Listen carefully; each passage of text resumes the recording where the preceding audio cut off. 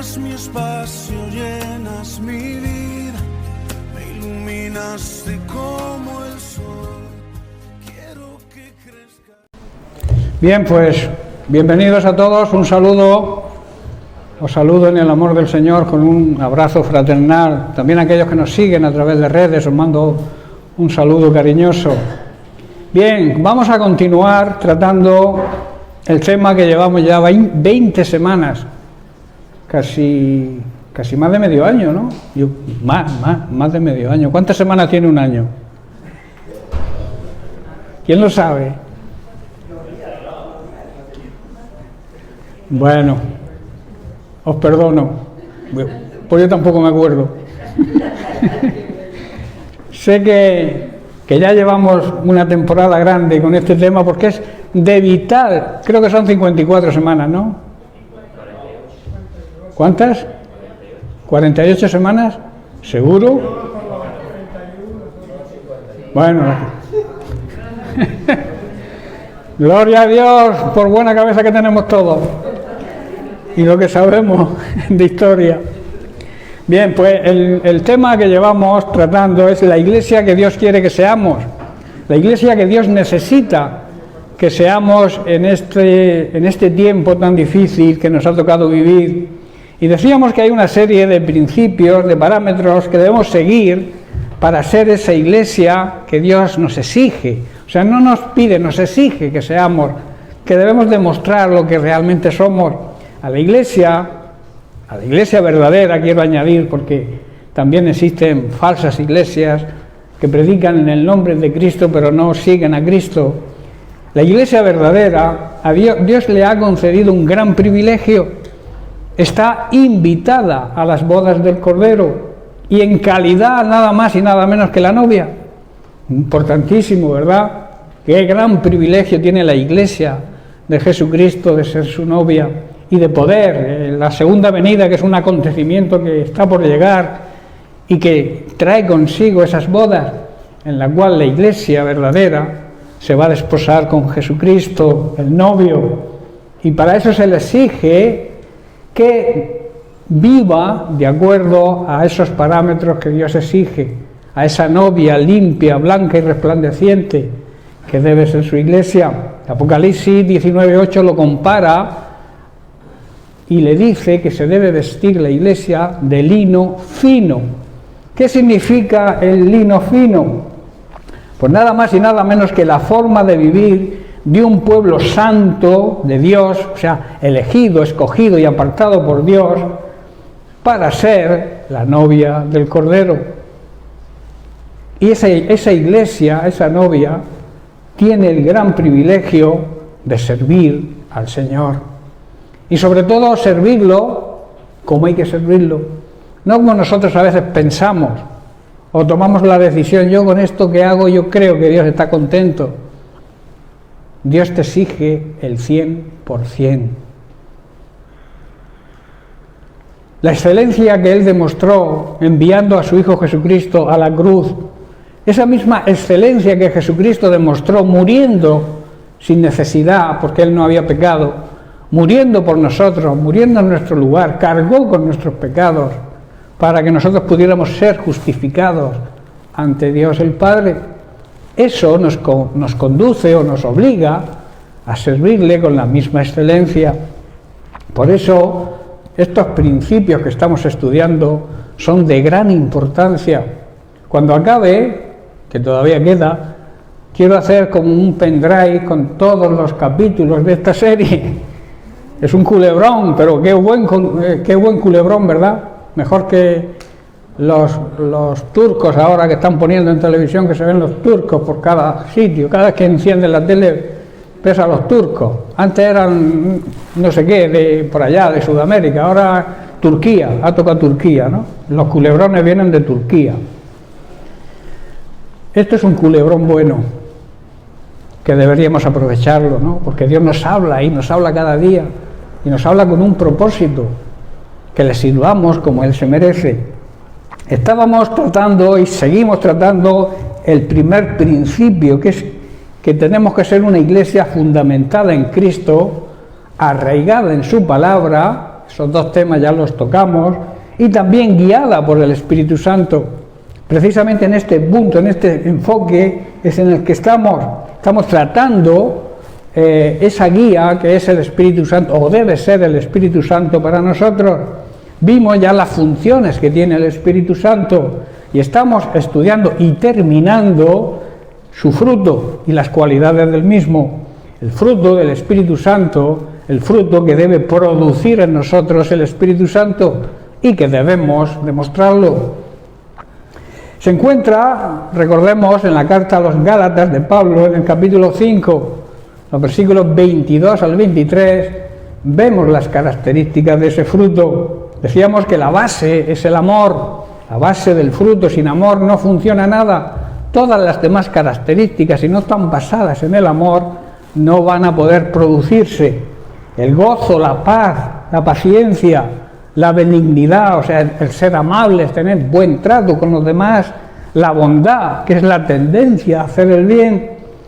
Y estuvimos estudiando durante 10 semanas características de la fe, porque la fe es importantísima, es, digamos, la característica esencial de todo aquel que cree. Si tú dices que eres creyente, si tú dices que crees, tienes que tener esta cualidad del fruto, que no solamente es fe en creer en las promesas de Dios, sino en serle fiel, como Él es fiel con nosotros. Es una contrapartida que hay ahí en la fe. La semana pasada creo que ya entramos en la última característica del fruto del Espíritu Santo, que es la templanza, el dominio propio, el control, la moderación, la humildad. También es una característica del dominio propio, es la humildad, ser humilde. Una persona que no es humilde no puede tener control, dominio propio. La templanza, el dominio propio, es la capacidad que tiene una persona para controlar sus impulsos y también equilibrar sus acciones y emociones. Esa, digamos, que es la definición de la templanza. También vimos la semana pasada que la templanza basada en el amor y unida a la humildad y la mansedumbre mantienen el vínculo, el lazo de la paz a la que hemos sido llamados todos los creyentes, a vivir en paz con Dios y también vivir en paz entre nosotros. Es una necesidad que haya ese vínculo. Por ese motivo no se pueden separar estas cualidades del fruto, la templanza, el amor, la mansedumbre, la humildad. No se pueden separar para poder andar en paz con Dios y también entre nosotros. En general, todas las cualidades del fruto se complementan y son necesarias, y todas son basadas en el amor. Como he dicho al principio, la base, el cimiento para poder tener todas las cualidades es el amor. El amor ágape en el griego, que es la definición de una de las 3 maneras en que la Biblia denomina al amor. Aquí se refiere al amor ágape, y es el amor que se refiere a los creyentes, al amor que tenían los creyentes en la iglesia primitiva, que sentían unos por los otros. De ahí que se denominara, a lo que hemos hecho esta mañana, a la Santa Cena, se le llamaba cena ágape, cena de comunión, los hermanos en armonía, juntos. Y las comidas que celebraban los primeros cristianos en sus casas, precisamente también se le llamaban ágapes. Y hoy también se sigue llamando a las comidas fraternales ágapes. Es una palabra que ha perdurado, hoy sigue, y es una palabra, digamos, actual. También refleja el amor incondicional de Dios hacia el ser humano, y lo demostró en Jesucristo, en su Hijo, en su único Hijo, enviado a esta tierra. Se hizo hombre, se despojó de su divinidad, de los privilegios de ser Dios, se hizo un ser humano para morir en tu lugar y en el mío. En Efesios capítulo 3, verso 19, Pablo declara: debemos conocer el amor de Dios, el amor de Cristo que excede a todo conocimiento. Debemos, hermanos, tener el conocimiento total de ese amor. ese amor debemos experimentar lo que es la única forma de conocer. Y dice que excede todo entendimiento. El amor de Dios no lo puedes calcular con tu mente humana, porque no está por encima de todo conocimiento humano o mental. Por eso dice Pablo, excede a todo conocimiento el amor de Cristo. Y añade, tenéis que tener ese conocimiento total de lo que significa el amor de Dios, para que seáis llenos, completos de toda la plenitud de Dios. El deseo de Pablo aquí es que lleguemos a experimentar, como he dicho, el amor de Cristo, el amor de Dios demostrado por Cristo, aun cuando es demasiado grande para comprenderlo. Por eso es tan necesario que experimentemos el amor de Dios. Que no lo tengamos ahí en la mente como algo que sí, que el amor de Dios es bueno. No, debemos experimentar el amor de Dios. ¿Cómo debemos experimentar? Amándole. Él demostró su amor, Él no tiene que demostrarnos nada, ¿verdad? Ya demostró su amor hacia nosotros. Ahora nos queda a nosotros demostrarle el amor que le tenemos. ¿Cómo se le demuestra el amor de Dios? Obedeciéndole, obedeciendo su palabra. El que obedece mi palabra es el que me ama, dice el Señor, ¿no? ¿Lo dice así? Si tú dices que amas a Dios, pero andas en desobediencia a su palabra, te estás engañando a ti mismo. Quizá que engañes a los que te rodean, a tus hermanos en la iglesia, pero a Dios es imposible porque Él conoce tu corazón. Y Él te exige obediencia. Si dices que le amas, debes obedecerlo. Es la fórmula, digamos, de demostrar el amor de Dios a través de la obediencia. Bien, cuando experimentamos ese amor, entonces estaremos completos con toda la plenitud de la vida y el poder que proviene de Dios. Y entonces estaremos dando el fruto, la totalidad del fruto del Espíritu Santo, y será apetecible para todos aquellos que vean cómo vivimos. Ellos querrán vivir de la misma forma que nosotros cuando lo hagamos como hay que hacerlo. Cuando demostremos la totalidad del fruto, basada, como he dicho, en el amor. Si no hay amor es imposible, no te esfuerces. Tienes que experimentar el amor de Dios, tienes que experimentar el amor de Dios y tienes que amar a Dios sobre todas las cosas.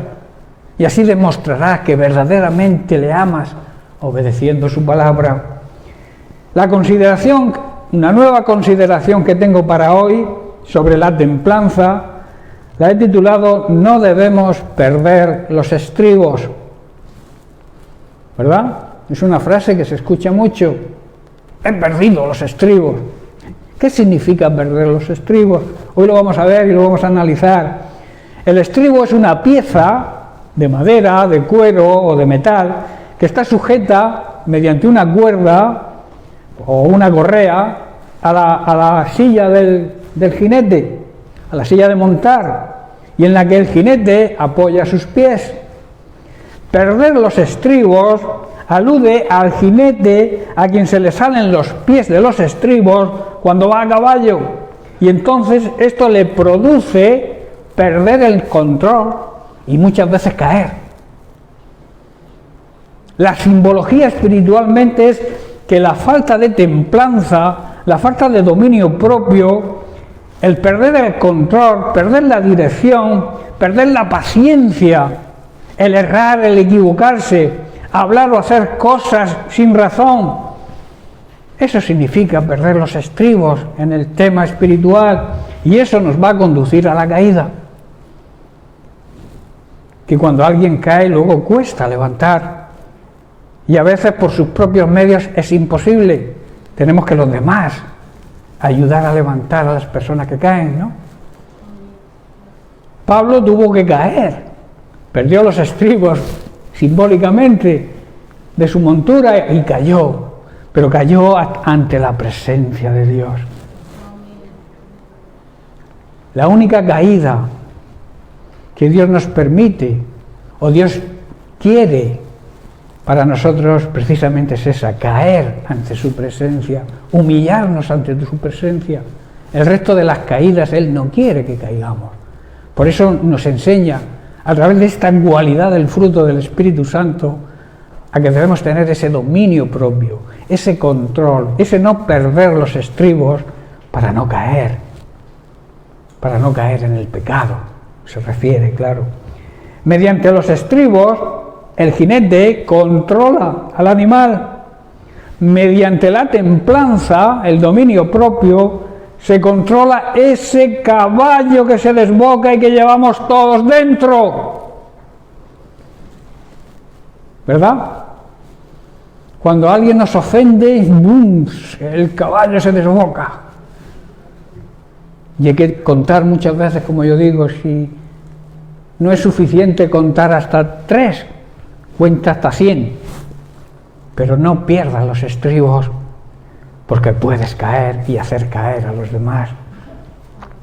En Proverbios capítulo 19, Salomón escribió en el versículo 19, dice: el de grande ira llevará la pena, y si usa de violencias añadirá nuevos males. Aquí Salomón está diciendo que los que pierden los estribos con facilidad tendrán que sufrir las consecuencias. Si tú los proteges, si los disculpas para librarle de esas consecuencias, lo que estarás haciendo es empeorando las cosas. Eso es lo que quiere decir aquí Salomón. Las personas de grandes iras sufrirán graves consecuencias, y el que los defienda o los disculpe también sufrirá las mismas consecuencias. No sé si estáis entendiendo. Muchas veces confundimos el amor con la lástima. El amor disciplina, y a veces queremos ser incluso mejores que Dios en ese sentido. No le riñas al hermano, no le digas nada al hermano, pobre tico, pobretica. Si necesita una reprensión, la mayor prueba de amor que Dios tiene con sus hijos, nosotros, es cuando nos disciplina, porque demuestra su amor. Y aquellos que son disciplinados sufren en ese momento, y también el que disciplina, pero la Biblia dice que al final produce fruto de justicia. O sea que trae una buena consecuencia la disciplina. Por eso no debemos disculpar, debemos tratarlos con amor, porque vuelvo a repetir, la base de todo es el amor. Pero el amor no tapa, no quita la disciplina. Dice el versículo 20: escucha el consejo y recibe la corrección, para que seas sabio en tu vejez. Gran sabiduría, ¿verdad?, de Salomón. Está diciendo: presta atención a todos los consejos y la instrucción, aceptando la disciplina, para que seas sabio el resto de tu vida. Aquel que no acepta la disciplina, que no acepta que nadie le diga nada, que no acepta que se corrija, es un necio. La sabiduría de Salomón, que nadie ha igualado, porque Dios se lo prometió, que nadie habría antes de él ni después de él que fuera más sabio que él, lo dice: si tú no aceptas la disciplina, si tú no aceptas el consejo y la instrucción de nadie, vas a ser un necio el resto de tu vida, que es la contrapartida a lo que hemos leído, cuando ser sabio y se acepta la disciplina y el consejo. Versículo 21: muchos pensamientos hay en el corazón del hombre, mas el consejo, la palabra de Dios, permanecerá. En otras palabras, puedes hacer todos los planes que tú quieras, pero el propósito de Dios prevalecerá, estará por encima, si realmente quieres tener éxito. Eso es sabiduría. Someter tus sentimientos, tus pensamientos a la sabiduría de Dios. Eso es de ser sabios. Contentamiento, dice el versículo 22, es a las personas hacer misericordia. Y dice, mejor es el pobre que el mentiroso. Aquí Salomón está diciendo, lo que hace atractivo a una persona es su lealtad. La lealtad es cumplir con las exigencias de las leyes del amor, de la fidelidad, del honor, de la misericordia y del bien. También habla de legalidad, de practicar la verdad, de pensar en lo verdadero solamente. Versículo 23, porque dice, es mejor ser pobre en espíritu, esto habla de humildad. A veces pensamos que pobre es aquel que no tiene dinero o no tiene bienes materiales. Es más importante ser rico espiritualmente que tener riquezas materiales, y aquí ocurre lo mismo. Aquí se refiere al pobre en espíritu, aquel que necesita cada día aprender más del Maestro. Ese es el que Dios considera pobre en espíritu, que no se conforma con lo que sabe de la palabra de Dios, quiere cada día saber más, y por eso se considera pobre en espíritu, porque necesita de Dios cada día. Esa debe ser nuestra condición, o debería ser nuestra condición. Versículo 23, el temor, que yo pondría la obediencia a Dios, es para vida, y con él vivirá lleno de reposo el ser humano, no será visitado de ningún mal. El temor, o sea, el respeto, la honra y la obediencia a Dios, conduce a la vida verdadera, da seguridad y protección contra cualquier daño, contra cualquier mal. Hermanos, el dejarnos llevar por la ira, el no tener dominio propio, nos traerá grandes y malas consecuencias. Es por eso que el propósito principal de Salomón, en este versículo que hemos leído, que nos transmite aquí hoy, es que actuemos con la sabiduría divina, que busquemos la sabiduría del cielo. ¿Cómo encontrar esa sabiduría? Hay dos cosas importantes para hacerlo. No simplemente leer la Biblia, estudiarla y meditarla. Hoy venía oyendo, que un día igual trato el tema, una predicación en la radio, y hacía unas diferencias entre creyente y discípulo. Y decía que el creyente lee la Biblia, el discípulo la estudia, medita, profundiza en ella y la pone por obra. ¿Veis qué diferencia? Es importante creer, claro que sí, hay que ser creyente. Pero no te quedes simplemente en creyente. Jesús dijo, id y haced discípulos. ¿Dijo eso? ¿O dijo id y hacer creyentes? Dijo id y hacer discípulos. Un creyente, hay muchas, pero voy a nombrar algunas. Un creyente es aquel que espera que el pastor o alguien de autoridad de la iglesia le diga, hermano, haz esto. El discípulo no hace falta que se lo diga, cuando ve una necesidad, actúa. Hay algunos que están ahí de brazos cruzados esperando que alguien le diga, haz esto o haz lo otro. Si eres un verdadero discípulo, te darás cuenta de la necesidad y actuarás. Diferencias, ¿no?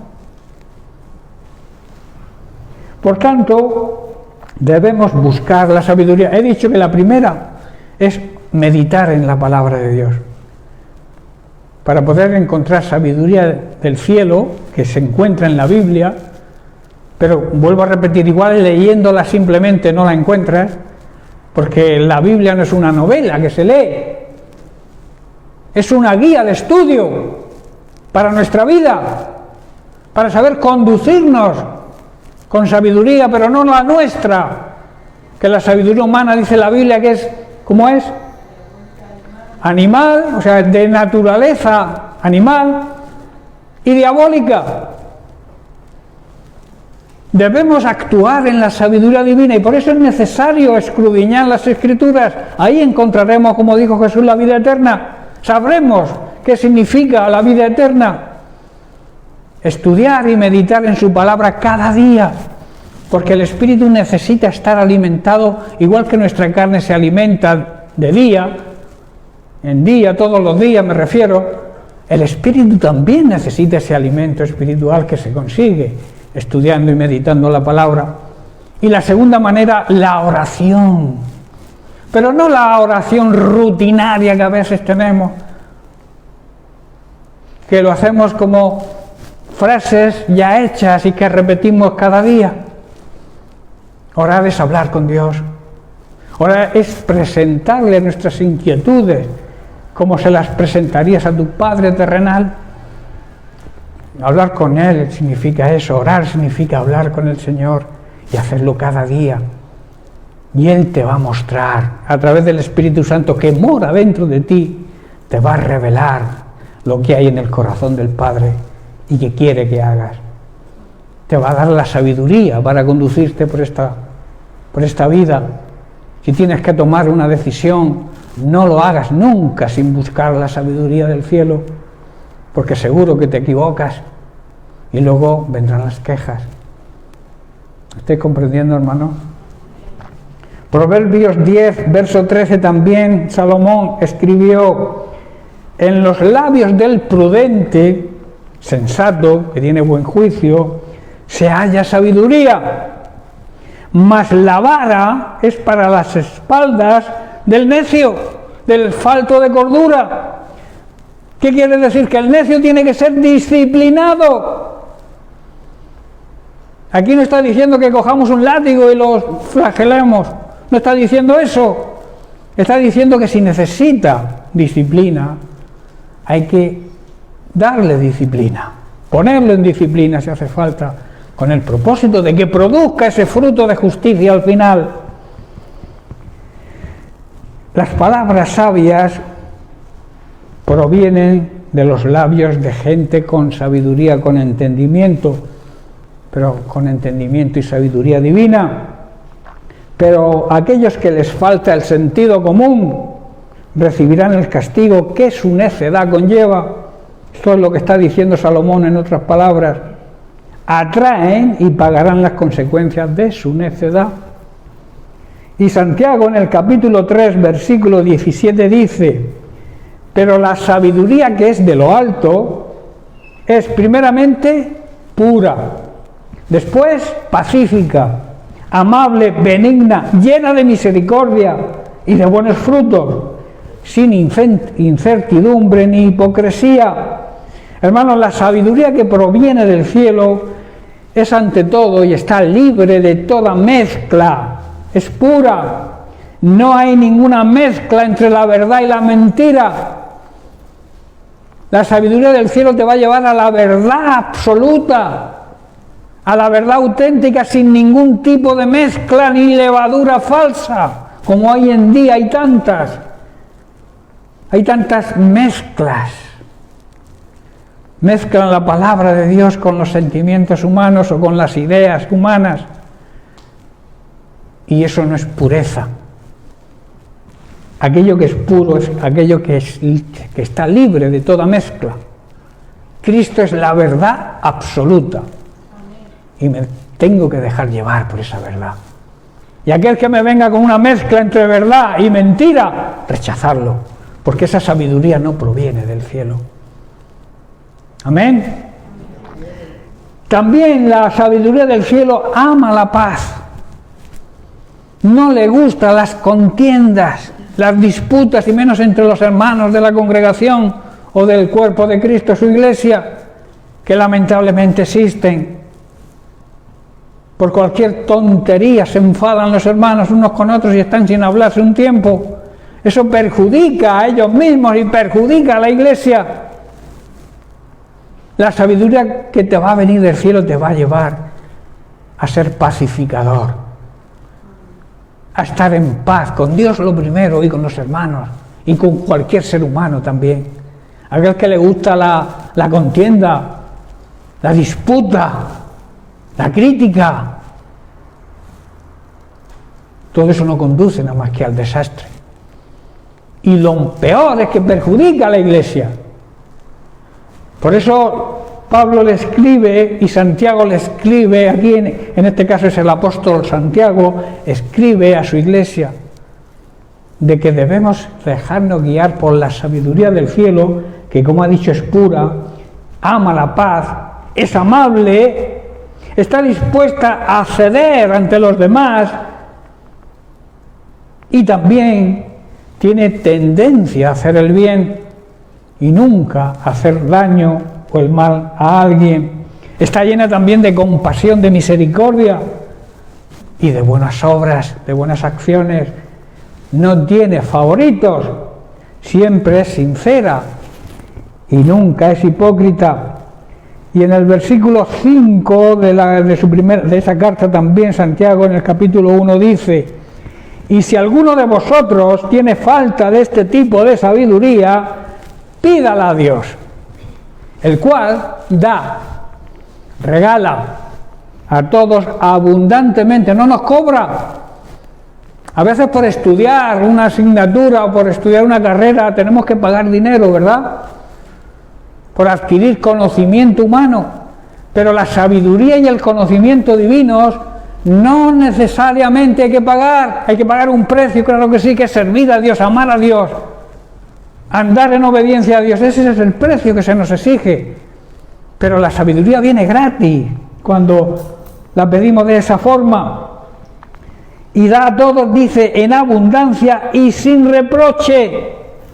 Hermano, hermana, si necesitas sabiduría, debes pedírsela al Señor, que es un Dios generoso, y te la va a dar, no te quepa duda. Y además te va a dar sin reprenderte ni pedirte explicaciones. Y entonces recibirás la verdadera sabiduría, la sabiduría del cielo. La Biblia nos enseña que debemos prestar atención a la voz de Dios, debemos escuchar a Dios, meditar y profundizar en su palabra, en esa voz, y no solamente con el fin de saciarnos a nosotros, de adquirir conocimiento para engrosar nuestro intelecto, sino para obedecerla en primer lugar y luego compartirla con los demás. De gracia habéis recibido, dad de gracia. A veces nos comportamos como los cochinicos estos que van engordando, que comen y van engordando, claro. Y al final, ¿qué les ocurre? Que los sacrifican y se los comen. Nosotros debemos, si hemos recibido de la gracia de Dios, debemos compartir esa gracia de Dios con los demás.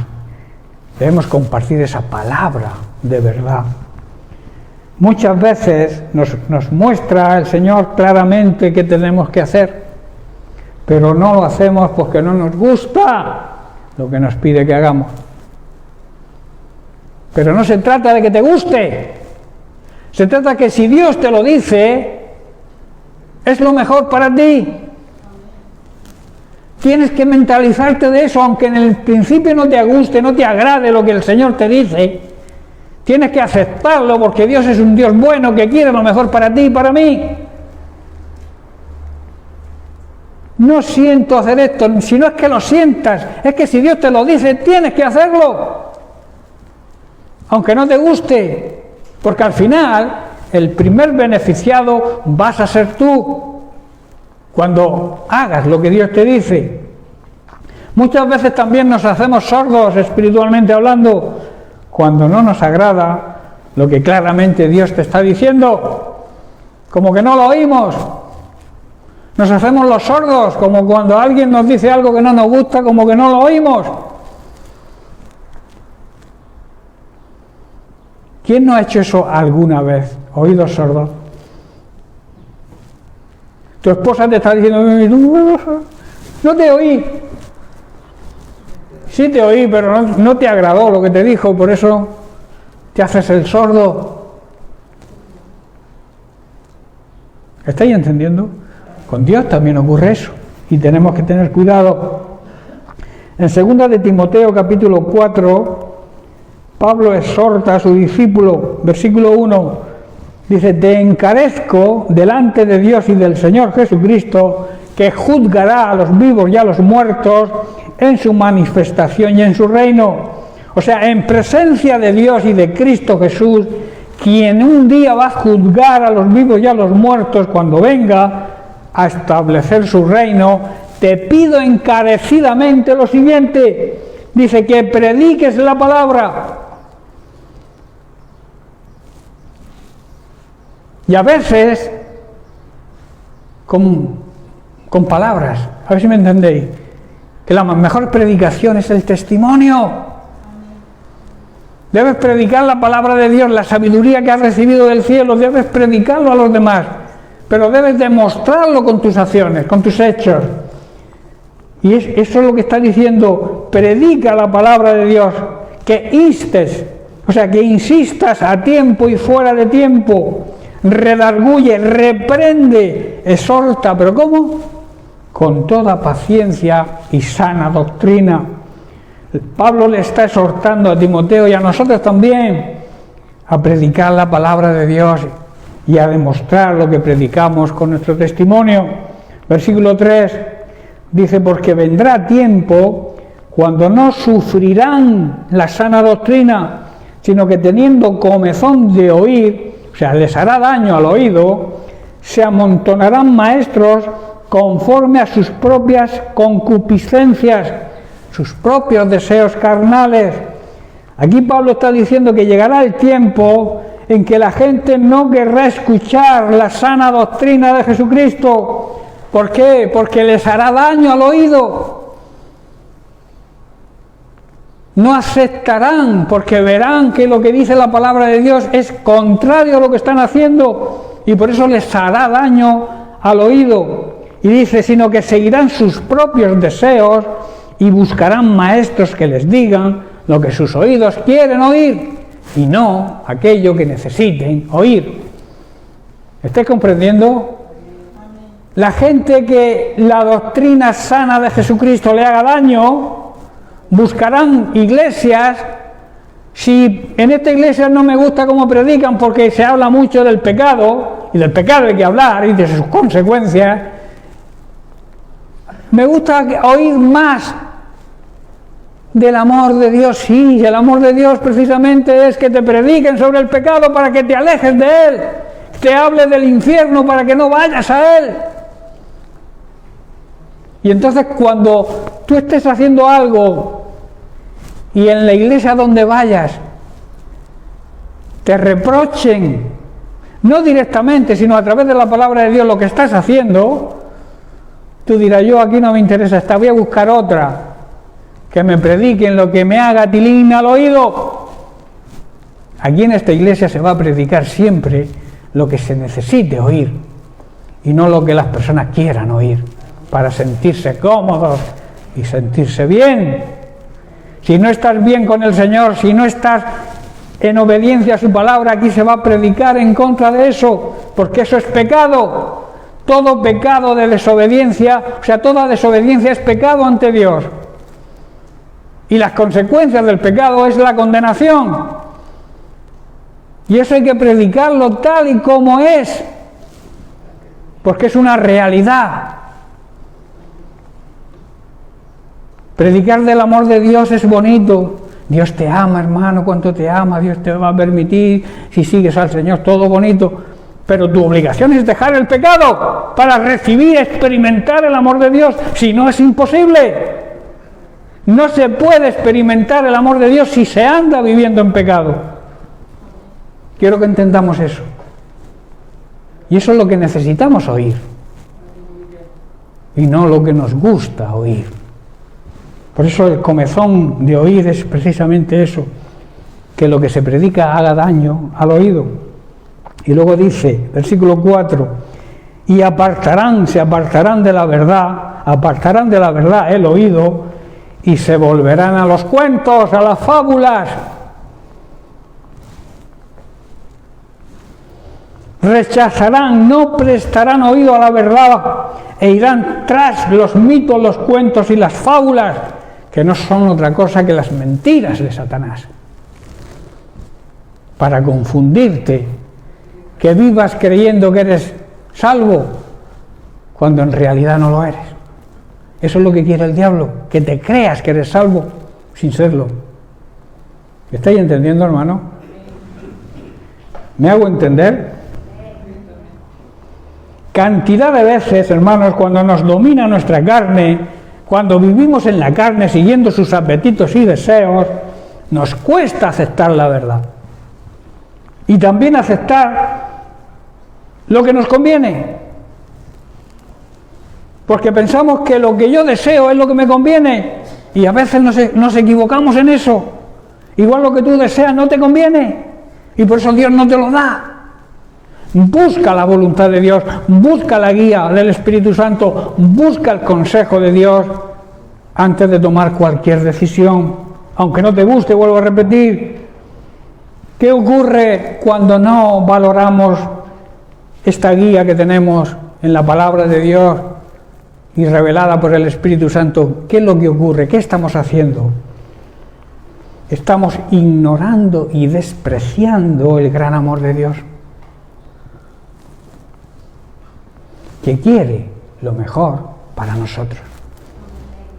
Cuando aceptemos en nuestro ser, en nuestro corazón, ese principio, que Dios no quiere que nadie se condene, que Dios no te quiere llevar al infierno, que Dios quiere ser salvo. Jesús dijo, me voy a preparar moradas. ¿Dónde? En los cielos.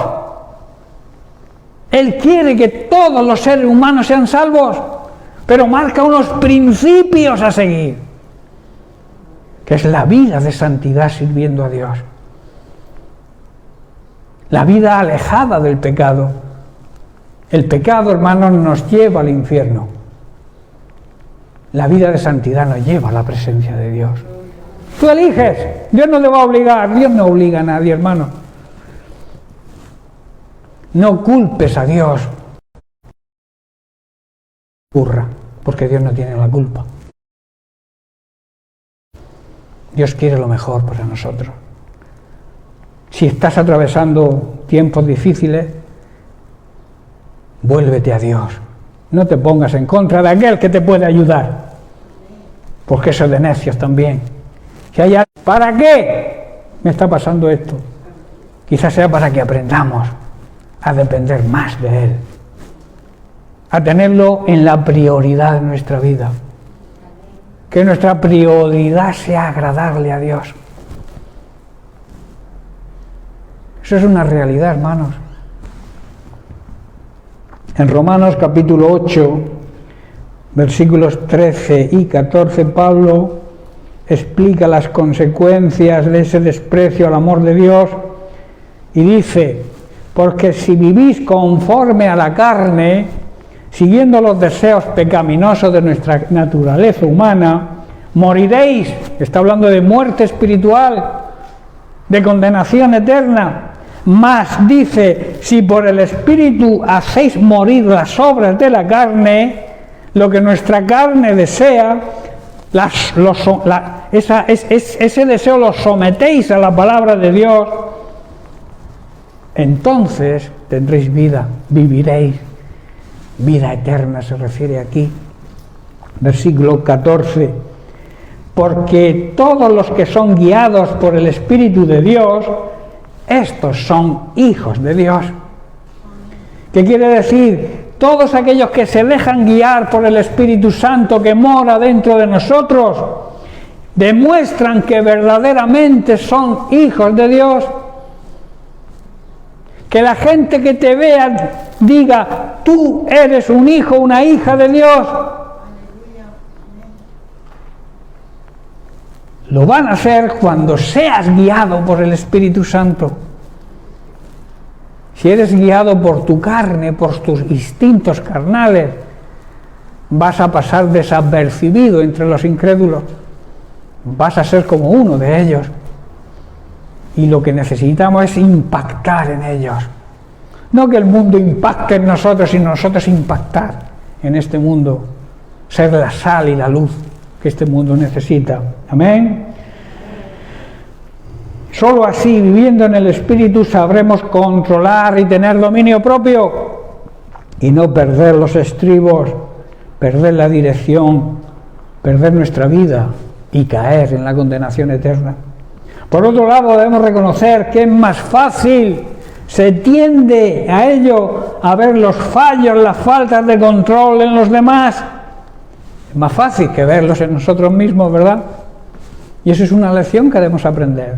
Como hemos leído en los versículos de Pablo en la Santa Cena, debemos examinarnos, controlarnos a nosotros mismos, antes de examinar a los demás. La Biblia no dice que examines a los demás, dice que te examines a ti mismo, que te controles a ti mismo, que barras tu casa antes de barrer la casa del vecino, para que lo entendáis más fácilmente. El problema, hermanos, muchas veces es que nosotros también planificamos nuestra vida a nuestro modo. Queremos que funcione a nuestra manera y luego le pedimos a Dios que lo apruebe y que lo bendiga. ¿Es verdad? ¿Digo mentira? A veces planificamos nuestra vida de acuerdo a nuestros planes. Luego, cuando los ponemos en práctica, queremos que Dios los apruebe y que nos bendiga, sin haber contado con Él. Es un problema que ocurre, y muy a menudo, pero esto no funciona así, hermanos. Debemos primero escuchar su plan, debemos pedirle que nos ayude a hacer todo lo necesario para que su plan, el plan suyo, se cumpla en mí. No mi plan, no pedirle, Señor, yo quiero que mi plan se cumpla, no, yo quiero que tu plan se cumpla en mi vida. Eso es lo esencial, eso es lo que quiso decir David cuando dijo en el Salmo 138, versículo 8, el Señor cumplirá su propósito en mí. Estaba diciendo, yo haré todo lo posible, Señor, para que tus planes, tu propósito se cumpla en mi vida. No le dejó a Dios la responsabilidad, sino que Él asumió su propia responsabilidad. Porque a veces hacemos eso. Somos de naturaleza cómoda y le decimos, Señor, haz esto. Pero no, tú tienes que hacer tu parte. Tú tienes que procurar que el propósito de Dios se cumpla en nuestra vida. Eso es lo que David está diciendo. Cuando nosotros cumplimos, hermanos, nuestra parte, Dios siempre va a cumplir la suya. La clave está en escuchar, en prestar atención al plan de Dios y seguirlo. Que a veces el Señor nos muestra el plan que tiene para nosotros, pero nos cuesta dar el paso que debemos de dar en obediencia, para que se cumpla ese plan en nosotros. En Proverbios capítulo 19, versículo 23, dice, el temor, la obediencia al Señor conduce a la vida, da seguridad, da protección contra cualquier mal. Cuando, hermanos, cumplimos los deseos del Señor en lugar de los nuestros, andamos en el temor de Dios, le respetamos, le honramos y le obedecemos como Él se merece. Hermanos, estoy terminando. Esto nos va a conducir a la verdadera vida. Nos pasamos esta vida física intentando vivir mejor cada día, ¿no? Pero nunca conseguimos el éxtasis de esa vida física siguiendo la sabiduría nuestra, la sabiduría humana. La verdadera vida es la vida que Dios te ofrece. Esa vida abundante, plena, en una relación de intimidad diaria con Él, en un seguir sus consejos, escuchar la voz del Espíritu Santo que mora dentro de nosotros, que fuimos sellados con el amor de Dios a través del Espíritu Santo, escuchar esa voz y seguirla. Y eso nos va a traer bendición, nos va a traer éxito. Esto, como he dicho, nos va a conducir a la verdadera vida y no a la existencia. Hay muchas personas que existen porque tienen vida física, pero que realmente no viven. ¿Cómo te planteas tú o cómo ves tú cuando una persona que lo tiene todo se suicida? ¿Qué análisis haces de esa situación? Lo tiene todo, es rico, es un artista, ha hecho muchas películas, tiene tanto Oscar o tanto esto, y aparece muerta en una habitación de un hotel. Se ha suicidado. ¿Por qué? Porque todo eso no es vida. Es existencia. La vida sin Dios es existir, no vivir. La verdadera vida la trae Cristo. Él dijo: yo soy la verdad, no hay otra verdad. No me disfracéis la verdad.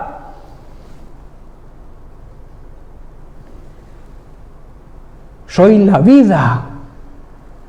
Esa palabra vida es Zoe, vida de Dios, la vida eterna, la vida que Dios quiere que tengamos. Y yo soy el camino, dijo primero, ¿verdad?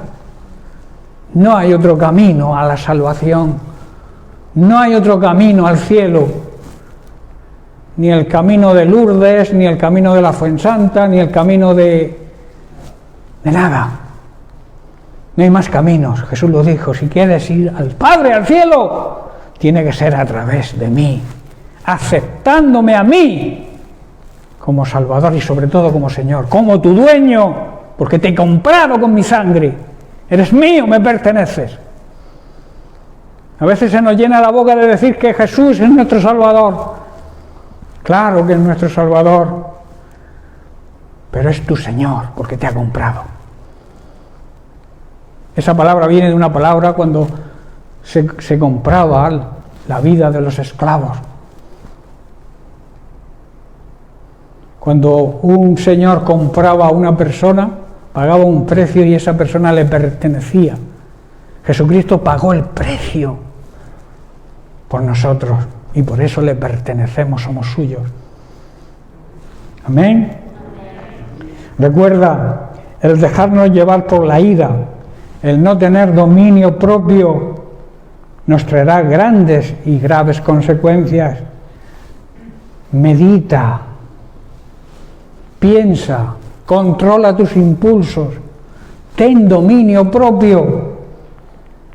Mediante los estribos, como he dicho al principio, el jinete controla al animal. Mediante la templanza, el dominio propio, se controla ese caballo que tantas veces se desboca y que todos llevamos dentro. Controla, hermanos, controla tus impulsos, ten dominio propio y no pierdas los estribos y evitarás la caída. Amén. Bien, pues lo vamos a dejar aquí, seguiremos la semana que viene con otra, digamos, consideración sobre la templanza. El título, os lo voy a decir para que poneros ahí en harina: el autocontrol, el dominio propio, obra la justicia de Dios. A través del dominio propio, a través de la templanza, recibimos la justicia de Dios. Amén. Bien, pues que Dios les bendiga.